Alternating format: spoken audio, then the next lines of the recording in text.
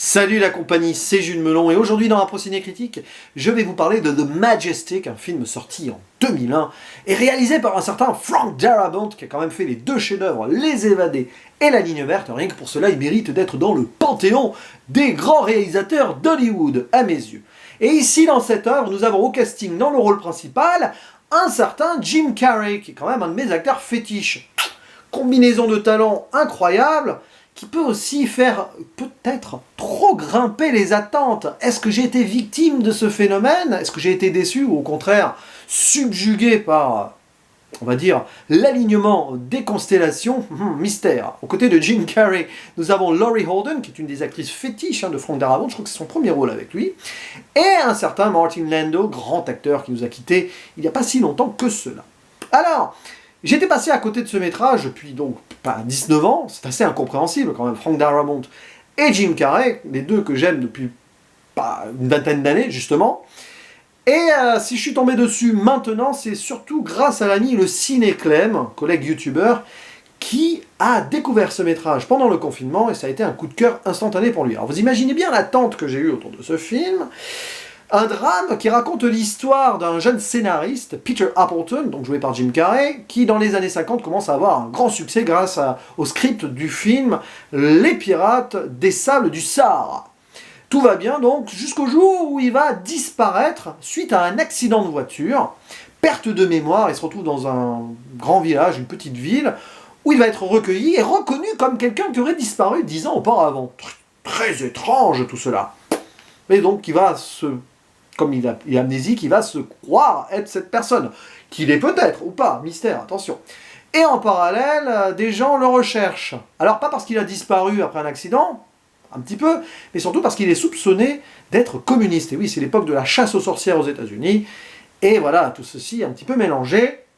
Donc le film va se dérouler sur 2h25, entre perte de repères, histoire d'amour naissante, et puis aussi l'histoire de ce cinéma de Majestic, donc dans cette petite ville, oui, qui va réouvrir et renaître de ses cendres, après une fermeture un peu forcée due à la Seconde Guerre mondiale, et aussi à la perte d'intérêt de certains Américains pour le cinéma, à l'avènement des postes de télévision dans les foyers.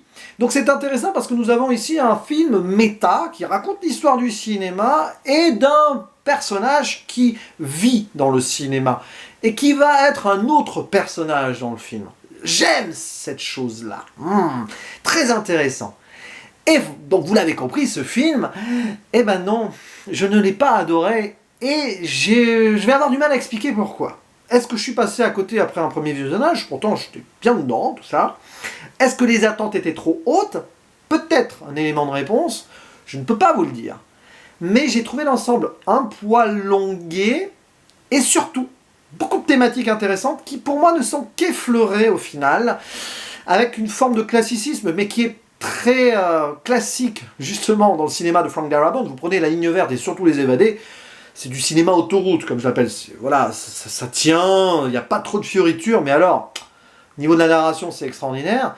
Est-ce que ce film souffre d'un scénario plus basique ou moins travaillé? Il faut dire qu'attention, ce n'est pas une relecture, une adaptation d'un livre ou d'une nouvelle de Stephen King ici. Aussi. Même The Mist, un troisième film que j'aime beaucoup de Frank Darabont, était une adaptation de Stephen King. Là, c'est un scénario, on va dire, plus lambda, traditionnel, qui a été écrit pour le film. Et est-ce que c'est à cause de cela que je suis passé un petit peu à côté? Alors attention, passé à côté, mais j'ai quand même apprécié l'œuvre. Pas autant que je l'aurais imaginé, et loin du coup de cœur que j'aurais pu donc espérer. Bon, comme je l'ai dit, thématique un peu effleurée, et pourtant c'est passionnant, tout ce qui tourne autour du cinéma, mais là, voilà, on fait des références à des vieux films, il y a à la fois des films qui ont existé, donc par exemple, un métrage qui s'appelle La vie d'Émile Zola, c'est intéressant parce qu'il y a une lecture aussi miroir avec le personnage qui est accusé d'être communiste, et donc Émile Zola avec son J'accuse sur l'affaire Dreyfus, c'est intéressant. Ils font ces répliques, les personnages Jim Carrey et Laurie Holden ensemble, voilà. Mais là aussi, c'est presque de l'anecdote ou du clin d'œil, plus que vraiment quelque chose d'approfondi. Il y a cette romance entre les deux personnages qui, pour moi, bon, c'est pas qu'elle tombe à plat, vu comment ça se déroule dans le film finalement, c'est logique, mais quand même. Il y a la réouverture de ce cinéma, ça c'est très touchant, c'est beau, il y a un petit contexte comme ça, old school. C'est vraiment un film qui rend hommage au vieux cinéma, on va dire entre les années 30 et 50, grosso modo.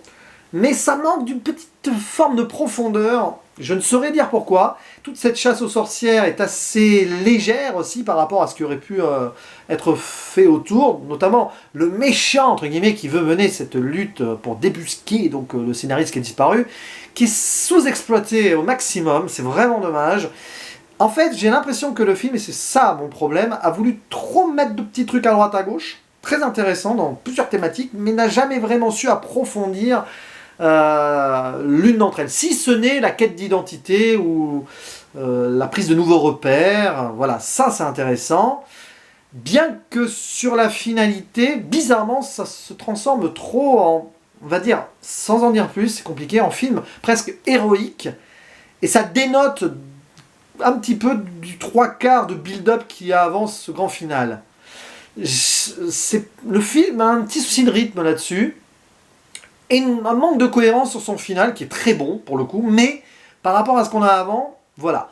Après, voilà, c'est intéressant de voir comment les personnages évoluent entre eux, en mode doute, en mode nouvelle certitude ou pas, oubli du passé, souvenirs qui reviennent ou non.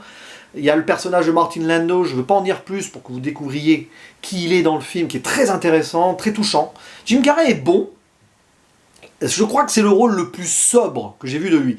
À la fois sobre, donc, parce qu'il n'est pas comique, il ne fait pas de facéties dans tous les sens, et même son côté dramatique, il a fait beaucoup plus poussé, genre Man on the Moon, ou Eternal Sunshine of the Spotless Mind, ou The Truman Show, tout ça. Là, c'est posé, il n'y a rien qui dépasse, c'est presque la première fois, je ne sais pas si c'est la seule fois, mais il me semble dans ma tête comme ça, c'est la première fois que je vois un Jim Carrey aussi classique dans l'acting, façon acteur des années 50-40, hein, mais ça lui va très bien aussi. Voilà, donc c'est pas un défaut. Après, tous les autres acteurs autour, à part Martin Landau et Jim Carrey, c'est pas génialissime ou c'est sous-exploité. Je veux pas dire que Laurie Holden joue mal, pas du tout. Mais il manque quelque chose. C'était son premier très grand rôle à l'époque, me semble-t-il. Voilà, bon. Après, je vais pas critiquer parce que c'est un petit ressenti et tout est subjectif, vous le savez. Bref, vous l'avez compris sur ce The Majestic, je suis resté un petit peu hacké, même s'il y a une très belle photographie, une belle reconstitution des années 50. Très très bien. Il y a un choix esthétique sur la luminosité ou la couleur utilisée par Frank Darabont. Finalement, c'est très cohérent avec La Ligne Verte ou Les Évadés, qui se déroulaient à peu près, alors, un peu plus avant, il me semble, pour La Ligne Verte. Quoique non, c'est à peu près la même époque, hein, il me semble, ces trois films.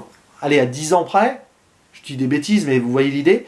On sent ici quand même Frank Darabont qui a cet amour pour le cachet old school du cinéma. On le voit dans Les Évadés où il rend hommage à Rita Hayworth, etc. Bon, en même temps, c'est dans la nouvelle de Stephen King à la base. Voilà. Bref, vous l'avez compris. Je suis un peu embêté, mais je fais quand même cette vidéo. Figurez-vous que c'est très rare dans un procès critique. Je fais cette donc bafouille à peu près 5 jours après avoir vu le film. Alors, il y a plusieurs raisons. J'ai été assez occupé aussi, j'avais des films d'avance, tout ça. Mais quand même, j'ai eu besoin de me poser et de mettre les mots. Donc c'est une impro ciné-critique quand même, parce que je n'ai rien écrit, tout ça. Mais j'ai eu le temps de mûrir et bon, je vais pas mettre plus haut qu'un 6 sur 10, pas plus bas non plus, parce que ça le mériterait pas. C'est vraiment bien fait, c'est classique. On est touché par certaines scènes, certains moments d'émotion. Mais voilà, pas plus de pas mal sur Captain Watch. Et j'en suis désolé, parce que j'aurais été le premier à vouloir adorer ce film. Vous me connaissez en plus, je suis souvent très gentil et tout, mais bon, là, c'est pas passé. Mais je vous renvoie à la vidéo du Ciné-Clem, je mettrai le lien en description, ou en commentaire épinglé, parce que son point de vue est très intéressant sur le film, et puis vous ferez votre propre avis. Jambe bafouille, jambe bafouille. Allez, je vous dis à la prochaine. Ciao.